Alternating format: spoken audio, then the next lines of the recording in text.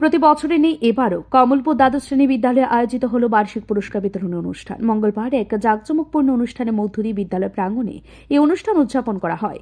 অনুষ্ঠানের সূচনা করেন এলাকার বিধায়ক ও প্রাক্তন মন্ত্রী মনোজ কান্তি দেব, যিনি প্রদীপ প্রজ্বলনের মাধ্যমে আনুষ্ঠানিকভাবে অনুষ্ঠানের শুভ সূচনা করেন। অনুষ্ঠান মঞ্চে আরও উপস্থিত ছিলেন কমলপুর নগর পঞ্চায়েতের চেয়ারম্যান প্রশান্ত সিনহা, ভাইস চেয়ারম্যান সুব্রত মজুমদার, বিশিষ্ট সমাজসেবী শম্পা দাস ও বিদ্যালয় পরিচালন কমিটির ভাইস চেয়ারম্যান সুপ্রিয় দত্ত, বিদ্যালয়ে সহকারী প্রধান শিক্ষক দেবজিৎ রায় প্রমুখ। এদিন বিদ্যালয়ের মোট 63 জন ছাত্রছাত্রীকে মেধা, সাংস্কৃতিক দক্ষতা, শৃঙ্খলা, খেলাধুলা, নিয়মিত উপস্থিতি ইত্যাদি বিভিন্ন বিভাগে পুরস্কৃত করা হয়।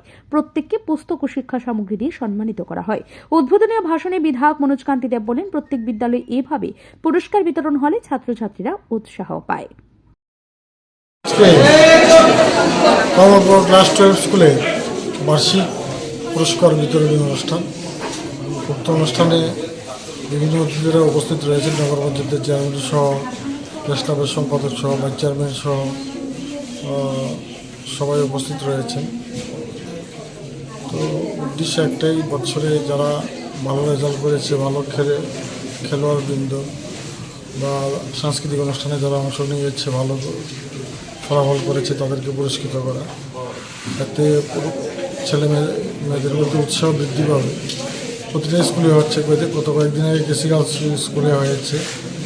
তো আমি আশা করি এই ধরনের অনুষ্ঠান ছাত্রছাত্রীদেরকে উৎসাহিত করবে।